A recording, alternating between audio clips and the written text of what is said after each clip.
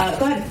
Thank you, Jen. I'm still just a little bit confused about what changed between 1 p.m. on Friday and around 4:30 p.m. on Friday to go from we're not raising the refugee cap to we are raising it by May 15th. What changed in those 3.5 hours? Well, I think as I just outlined, we never said we're not raising the refugee cap. In the morning we said, actually, and with the information we put out, was that once we reach 15,000, we will raise it.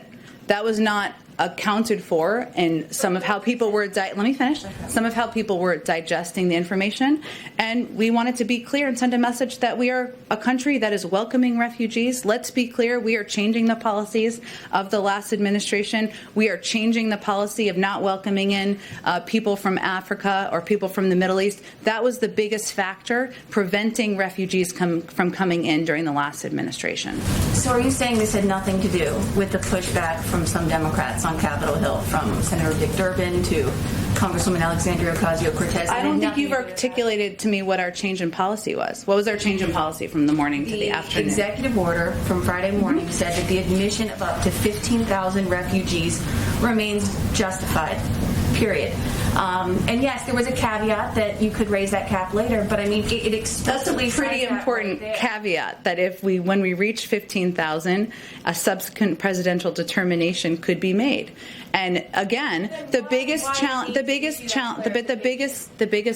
because people weren't understanding what we were conveying to the public and weren't conveying what we were trying to project to countries around the world.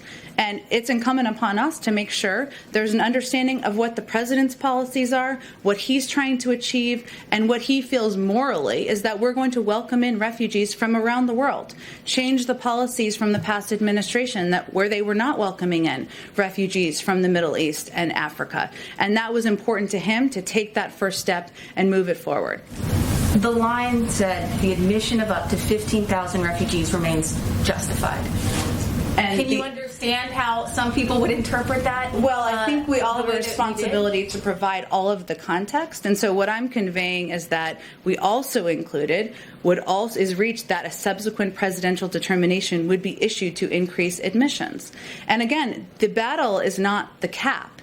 The issue has been the limitations that have been put in place in the past. We overturned those and changed those, and it was always meant to be a first step. So back to my other question. Does this have anything to do with the pushback from Democrats on Capitol Hill? I don't think you've articulated what our change in policy is, so go ahead. That's not my job to do that. That's not my job to do that. It is if you're asking a question. Go ahead. I'm asking about the pushback from progressives on Capitol Hill. But what was our change from the morning to the afternoon?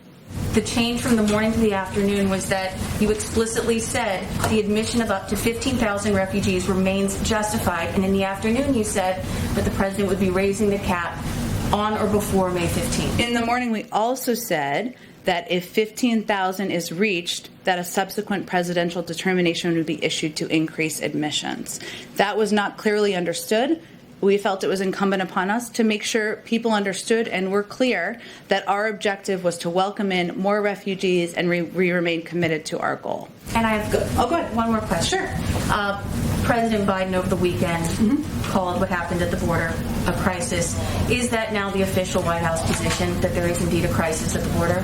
Well, let me first say that we have made some progress in moving children from out of Border Patrol facilities into shelters. Nearly 1,000 unaccompanied minors were transferred out of CBP facilities and into the care of Health and Human Services just this weekend.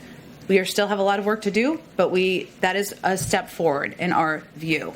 The president does not feel that children coming to our border seeking refuge from violence, economic hardships, and other dire circumstances is a crisis. He does feel that the crisis in Central America, the dire circumstances that many are fleeing from, that is a situation we need to spend our time, our effort on, and we need to address it if we're going to prevent more of an influx of migrants from coming in years to come.